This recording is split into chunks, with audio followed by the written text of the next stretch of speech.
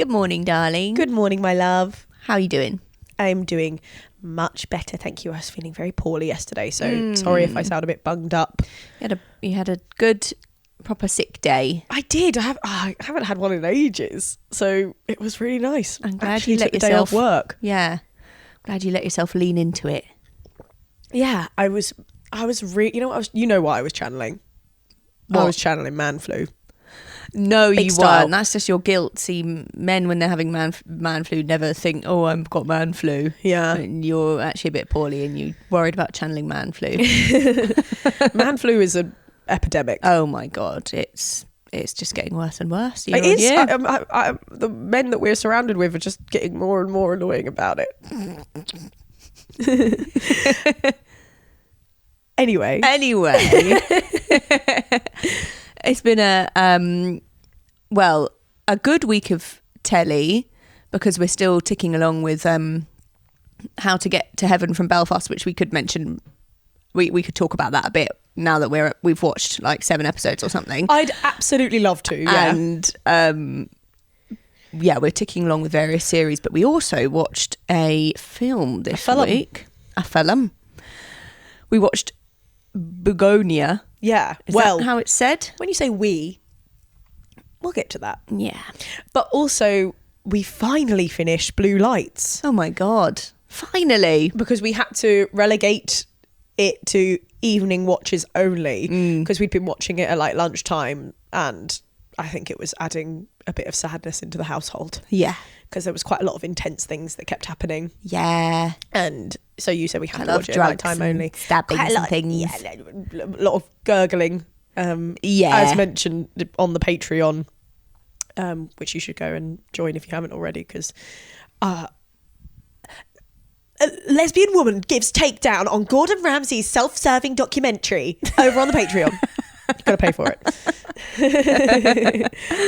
Yeah, it was a little bit dark for the daytime watching. So we had to finish it in the evening, and that was very exciting. But should we start with Bugonia? Yeah. Which obviously came out last year sometime. Yeah. It's had a couple of nominations. I don't know if Emma Stone nominated? I don't think Emma Stone has been nominated. I think it's I come think up so in like either. sound, probably. The sound was absolutely The sound was really hectic. Cool. I kind of wish I paid almost more attention to it, to the sound. Oh God, I wish I could pay less attention to it because it was creeping me out, making me feel very anxious. Yeah. Even the so there was very unsettling music, all kind of discordant. But then also when you were in various rooms, like the place where Emma Stone works, and also kind of just inside people's houses and stuff, there was a sort of like white noisy kind of I think sound. it was the bees as well. Yes, perhaps it was the bees I as think well. that was what it was referencing a lot of the time.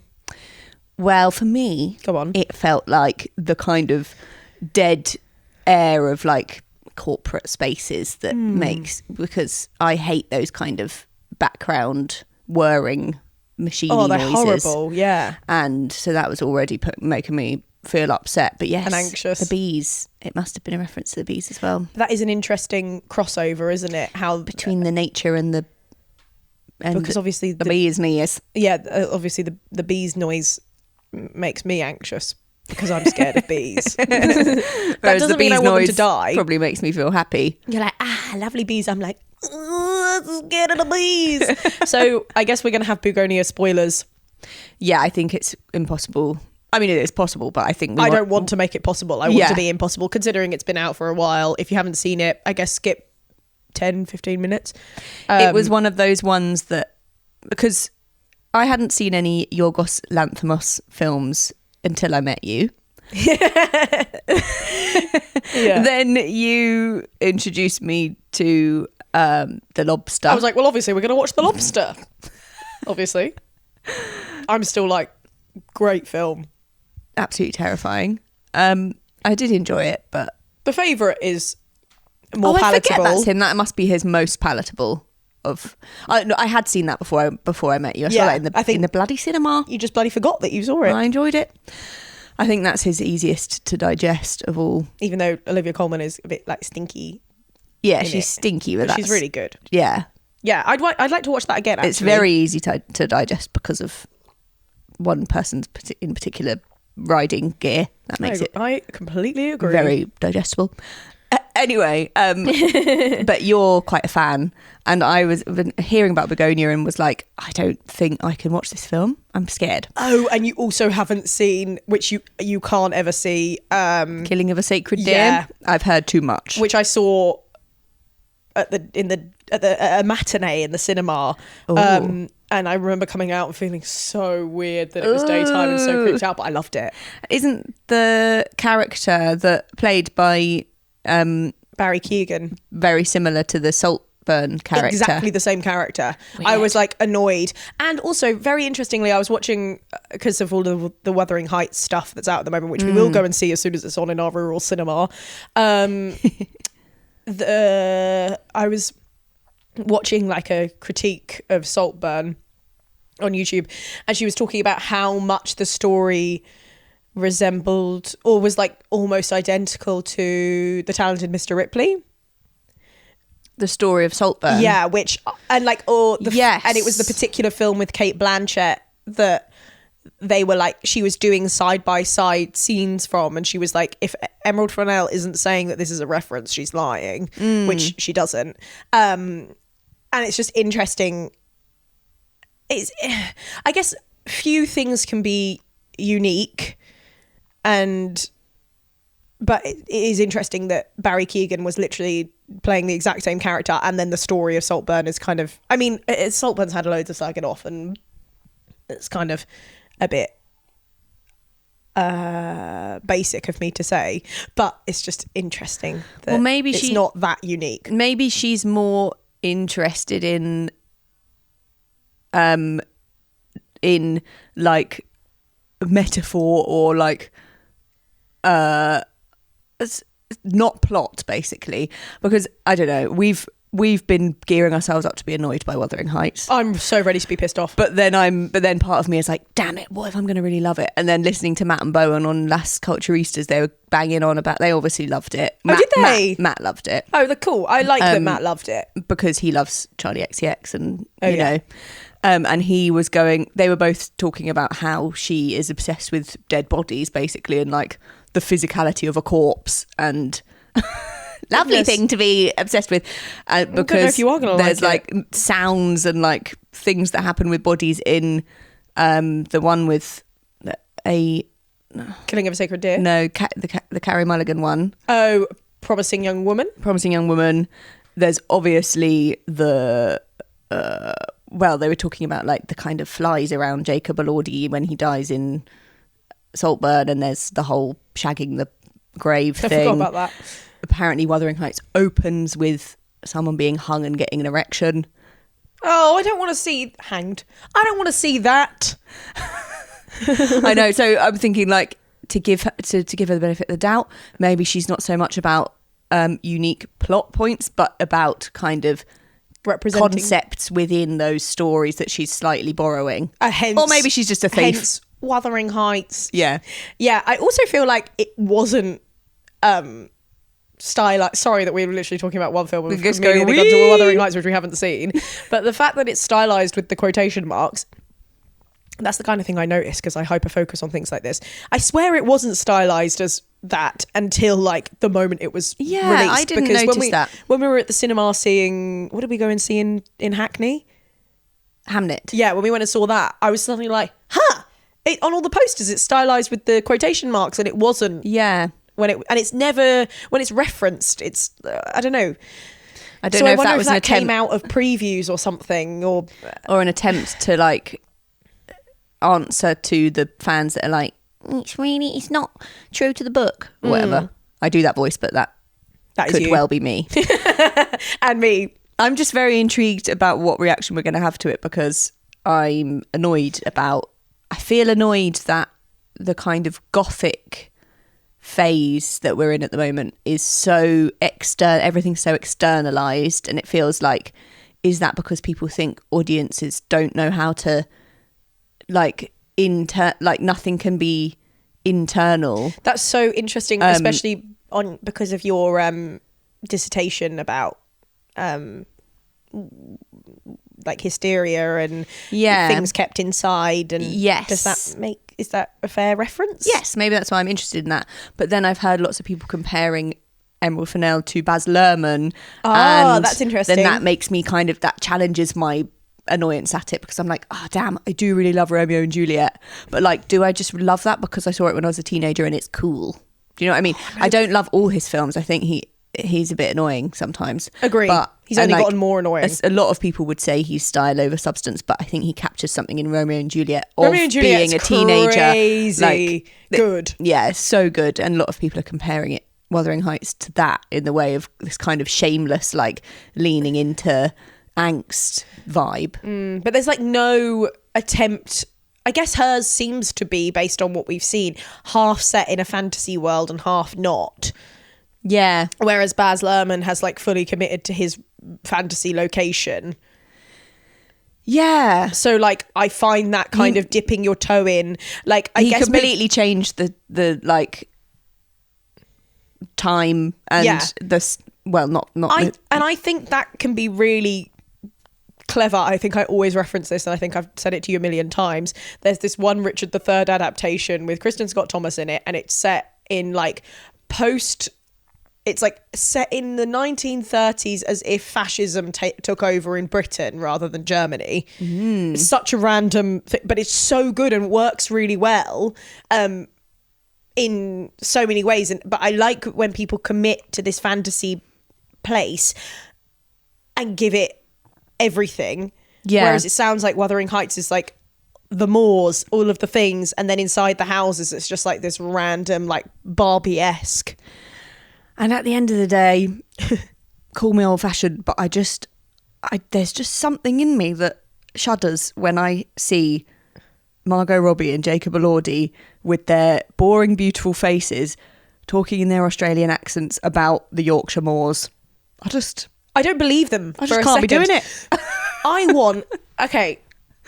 know she's pretty and stuff, but like she's quite plain. The woman who plays Lizzie Bennet in the Pride and Prejudice adaptation, Jennifer blah blah. Oh yeah, Jennifer Ely, I think. Yeah, like give me these faces. Well, it's just funny, isn't it? Because sorry, this has turned into Wuthering Heights podcast. We haven't even watched it. Apparently, Emerald Fennell went to Margot Robbie with the idea. So it had to be her. It was never like, who's going to play her? Yeah. And she then, I think maybe she actually, I don't know if she assumed that Margot Robbie would be in it. She wanted her production company to do it. But obviously, like, she's going to do it.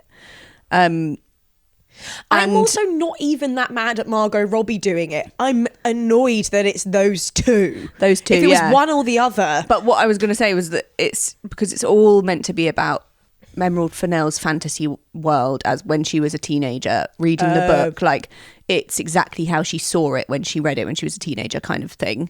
But like, it's just funny because the reason why I like Wuthering Heights, I don't like it as much as Jane Eyre, which I absolutely love. But I feel like if this both was of Jane those, Eyre, you'd be like, Aah! Yeah, I mean, they put fucking Effie from Skins in. Was that Jane Eyre or was that Wuthering Heights? I think it was Wuthering Heights. Maybe it was Wuthering Heights. There's been so many Jane Eyre adaptations that you can't even be annoyed, so it's fine. Oh, okay. But when I read them, it feels like those central female characters are really normal, plain girls that something amazing, not amazing, just something very intense happens to. Things don't happen to them because they're particularly beautiful or particularly anything.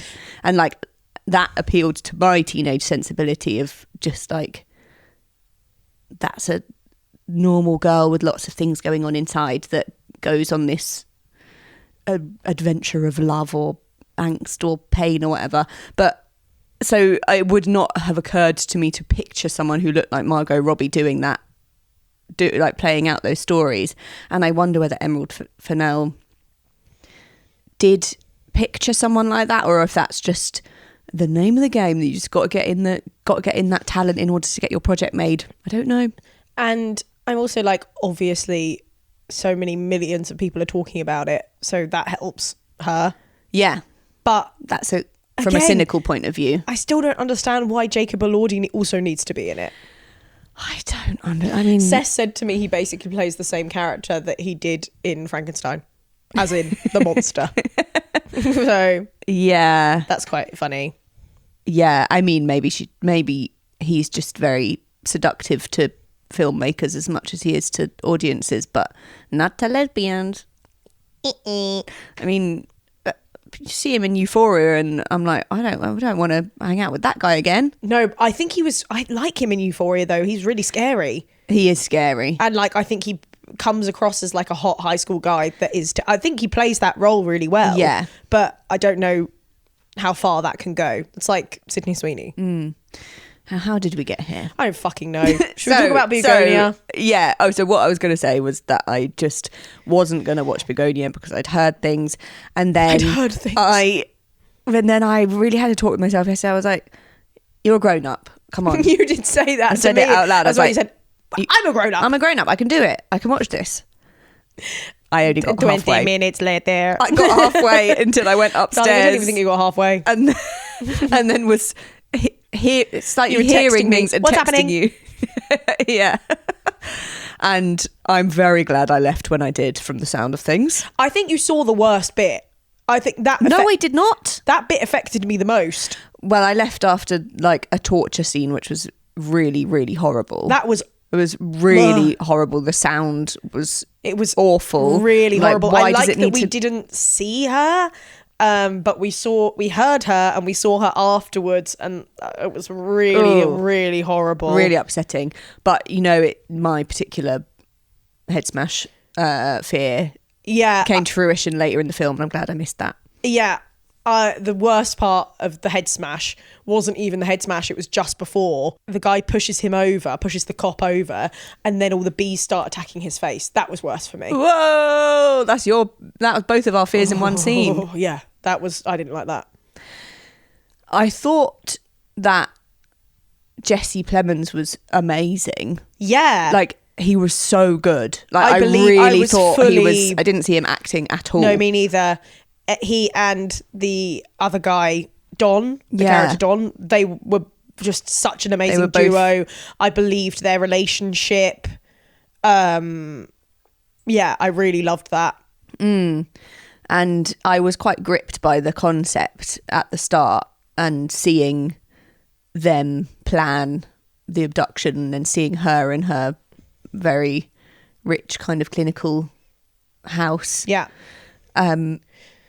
It was like, it drew me in, but then it went a little bit too far, so I had to hop out of there. But are you glad you watched it overall? Yeah, I think so. I enjoyed it. It disappointed me at the end, and there were also elements of the plot that were disappointing to me. Like, the cop comes over to the house and he sees that there's string like attached to a chair, and he's like, "You scared the chair's gonna run away?" And I'm like, obviously you know that she's in the house. Like, don't be stupid. Like, if you're a cop, like, and you know there's a missing person, you know what that means. Like, call it in.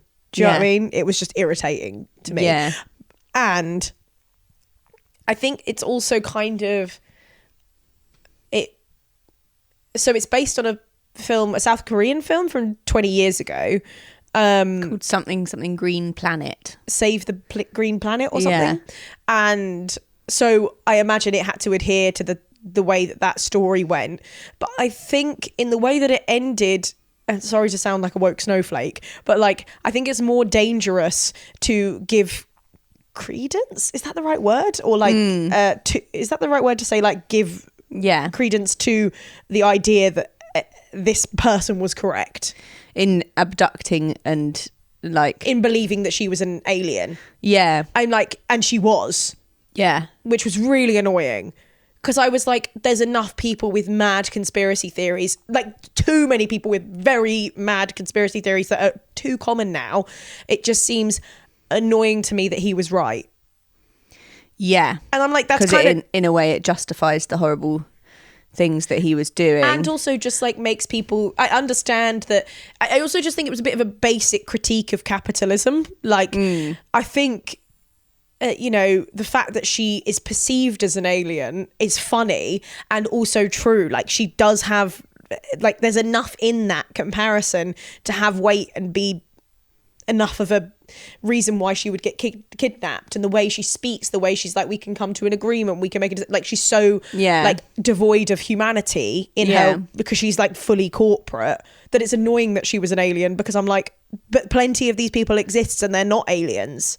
I think, but they kind of are aliens, because they're so signed up to this capitalist lifestyle, which isn't enough. Yeah, and I've heard lots of people being most people hating the ending, people being very torn about the ending. And I think maybe we can't help but come at it from like a feminist perspective of just a story about a woman getting abducted and attacked. Like, it's really upsetting seeing her like trying to fight them off in this first scene where she gets abducted, and like even though she's done all of this training, she still can't get away from them. That's just upsetting. So I think that lens probably dominates when we watch the film.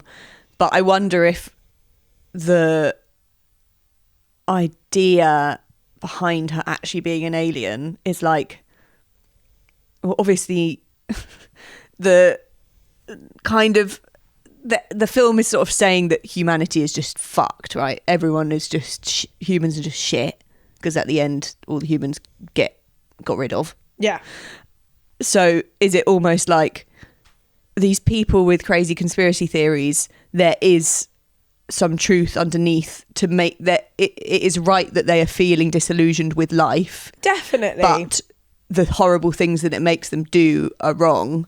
So it's like everybody had like, all of the characters were awful, but because there was some justification to their feelings doesn't just justify what they do with it or something. Do you know what I mean? Like, it's almost like it would have been too simple to make him just a crazy person. It's also like that whole thing of like leftist people like looking down on people who vote Trump and being like, yeah, we need to like get the system, but then like lots of working class people are going to be more affected by all of the problems in society, especially when it comes to, in America, like healthcare, which is what this whole story is about. And I don't really know where I was going with that sentence. No, I think I know what you mean.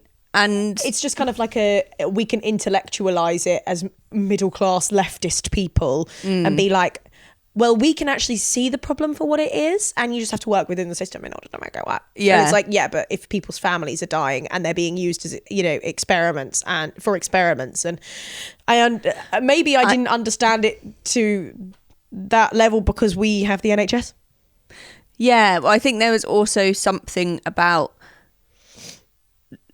us. I think we were, I assume that it was intentional, that we were made to feel like, fucking hell, they're so horrible, these men, and like they're doing such horrible, scary things because they have no money, so the violence that they're doing is very like immediate, like they're literally attacking a person and we can see it, whereas the really rich people in their like sitting in their glass offices are equally like ruining people's lives, but they don't have to physically do it. Like, it's all out of shot. It's like moving, you know what I mean? Chess piece. So you don't blame them in your head for the things that they're doing, and it's not like, again, it's not he should be allowed to fucking torture a woman because she's done these things, but it's the like same level they're of violence. both doing violent things, but we're only seeing one because the other one is all covered up. Yeah, but it's still as a woman watching it, it's like, do we have to be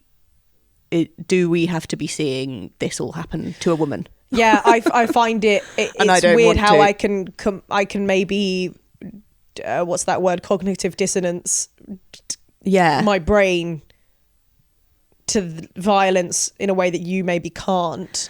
But so annoying. I really want to be able to, like, I shouldn't, but also like there's plenty of people like that in the world that would very comfortably harm women. So yeah, it's conflicting. I want to be able to watch these films, and then another part of me is like, maybe it's normal that I can't watch these films, and maybe it's weird that we've become numb in particular to like violence it was a funny feeling when you went upstairs. I was kind of like a bit embarrassed that I wanted to watch it because I was like, am I enjoying this like in a fucked up way? Like, I'm not saying like, I'm just telling you that it was just a funny, I was like, oh, am I a bit of a freak for like being like, yeah, I'll watch this. Yeah. But I do think I trained my brain when I was a teenager watching like A Clockwork Orange loads. But I used to be able to watch horrible things when I was a teenager. I've definitely gotten, it's definitely harder now than it was. I think I'm just over anxious because it's not always the thing that I'm so scared of. I'm worried about seeing something that will get stuck in my head and I won't be able to get rid of it. Is that like a bit OCD-ish? Maybe, yeah. Well, it's just maybe being aware of having potentially OCD tendencies where images can get stuck. Then I'm over careful about not seeing something that will get stuck. And also I've seen you have like nightmares. Yeah. Where you are repeating things in your brain. So I understand your wariness, and I think that's probably sensible. And I've just lost all trust with I just think things are so realistic and gory, and like they're really good at doing gore now, aren't they? I don't trust you to not show me something. The Godfather, and that was kind of fun to watch because it was all shit. The way that nice the gunshots, and we were like, oh, something before you're really bad at this. The 90s. I'm like, oh, it's probably going to be fine, even if someone gets shot in the head, it will look silly enough. Yeah, but yeah, I was just like, I know this is Yorgos Lanthimos, and it's his newest film, and I'm scared. Well, I kind of wish you did see one of the final scenes, because in one of the final scenes, his homemade bomb explodes and his head flies off and knocks her out. But the head looked really fake, so it was quite funny. It made me laugh. That's so silly. It was really, and it kind of like, it almost made the violence fine, because he also made his own bomb, and I think it accidentally went off. Oh my God. I thought she blew him up on purpose, but I don't think she did. What was I was reading about it after I went away. What was the paedophilia storyline? Oh, did you not get it? I was reading that there was something about he was abused as a child by a police. Oh, by the police. Yes. I forgot about that. Wasn't that man? No, it was that man. Oh, I forgot so about. Again, that's another thing of like, we didn't see the awful things that he did. We saw something violent happening to him, but he had done something awful to someone. Yeah. To him. Yeah. To Teddy. So like Teddy had genuinely had all of these terrible things happen to him. And I guess also that's another person in authority, isn't it? That has in the position of authority, like his workplace, and then the people who are meant to protect him. So that's why he was so weird when he stopped him and was like, oh, I think about you and stuff. Yeah. But he was also like, I've never done that again. Like, I'm so sorry that I did that to you. I was just, I don't know, man. I'm pretty amazed that guy played that part. He's a comedian. He has like a funny podcast and stuff. And he's like, I don't know. It was interesting that he took on that role. But brave. Such a gnarly role. Yeah, hectic. Oh my God. Well, let's watch that stupid John Bishop comedy film next. I can't believe there's a John Bishop comedy film. I was texting you. I was like, I think Yorgos Lanthimos needs to watch the Steps medley and have a pina colada. Honestly, yes. Like, does he ever just do that? I hope so. God. Yorgos, if you're watching, come over our house. We'll make you pina coladas. I would. Yeah. I'd hang out with him. I feel like he'd like wearing a little, I don't know, feather boa. But you'd be a bit scared, wouldn't you, of him in our house? Yeah. I feel like you're terrified of that. Sorry. It's probably really boring and happy all the time. Probably. I hope so. I hope he's okay. Yeah. I hope him and Emma Stone are having a nice time. Is Emma Stone, you okay? Let us know, girl. Hope you're all right. Yeah. One final thing about that film. Yeah. When you said loads of people didn't like the ending, did you get a specific kind of reason why people didn't like the ending? Was it the people all being dead at the end? I thought, well, now I assume it must be her actually being an alien. I hope that is why people didn't like it. But it was annoying because there were three elements to the ending: her being an alien, her being on the spaceship, and then there's like a montage of everyone in humanity being dead. And they feel like 3 different movies, like stylistically and idea-wise. And like the second one where she's like on the spaceship, that felt like Poor Things. Like it was done in a very Yorgos Lanthimos-y way. But it was really annoying. I said, you were like, what does she look like? What was her outfit? I said, she looks like she's in a brown crochet Mr Blobby outfit. And then I showed you and you were like, yeah. Bang on. Is it Yo Gabba Gabba? No. What was that show? In the Night Garden. Oh, I fucking hate that show. Oh. Creeped me out. That was quite good. I thought I enjoyed it when Charlie watched it. Anyway, whatever. There's like a character. They used she to looks creep like the that. fuck out of me, and they go round and round in their weird tree pods. Yeah, fair enough. And then the montage at the end was quite clever. Like it was interesting to see. It was interesting to see all the dead people, but it was interesting to see. That was quite long. Like, it was like a 4-minute scene. Oh my god. Were you seeing like nature coming back without any of the humans? You just saw birds flying across like a scene, or a dog eating some watermelon off the floor next to a person. Don't worry, nothing bad yet. And it was, I think it would have had more of a profound effect if I hadn't seen the alien. No, if I hadn't seen Pluribus. Right. Pluribus is like, it's too similar, and Pluribus is too good, and that had such a visually it did such an amazing thing. It kind of did the same thing, but because we'd seen Pluribus already, I was kind of like, I've seen this already. All the people shaking, it was the same kind of thing, but that's so scary in Pluribus when that happens, because you have no idea what's going on. Whereas this, I'm like, oh, everyone on Earth is dead. Yeah. And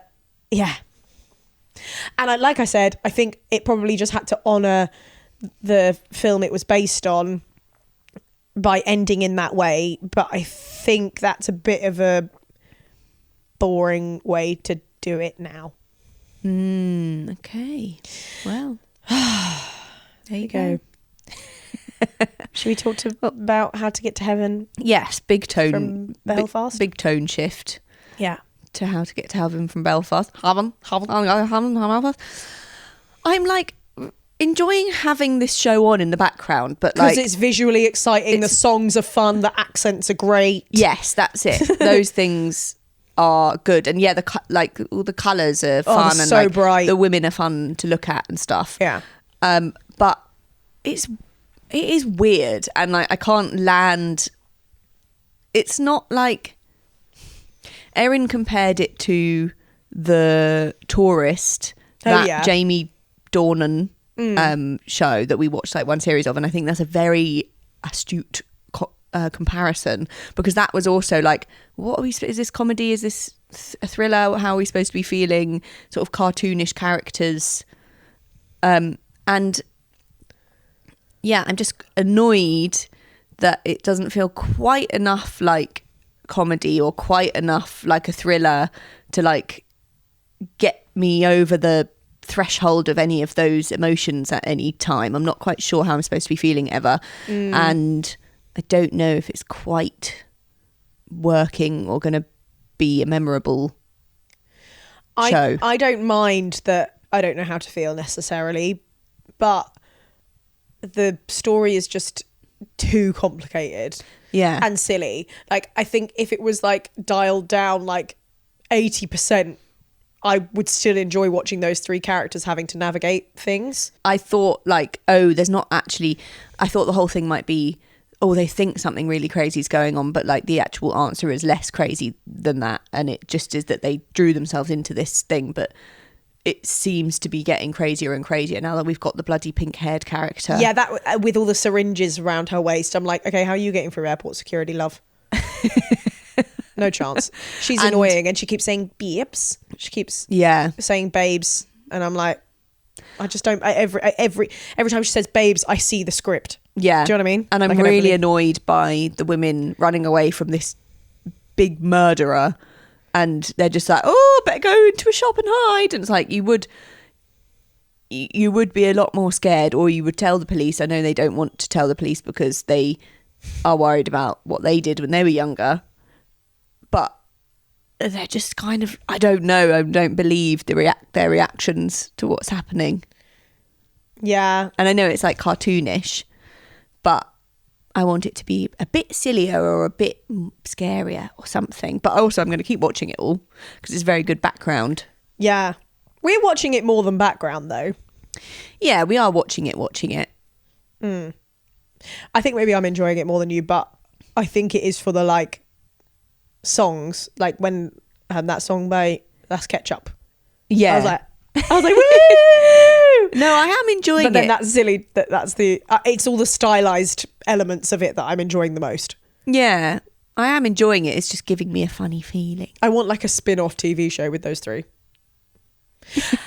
But also, again, as soon as I think about the character that's not dead, I don't know who she is, don't care about her, couldn't give less of a fuck. Greta. Could not give less of a fuck about Greta. Yeah. And every scene I see her in, I'm like, don't believe it. And her mum and her husband are too stupid. Like, they're too cartoonish. Yeah. To be scary. Yeah. Like, in Bad Sisters, like, The husband is really odious and terrifying, and you really believe it in a way, don't you? You want to kill him. Yeah. You want him dead. You want to get him. Yeah.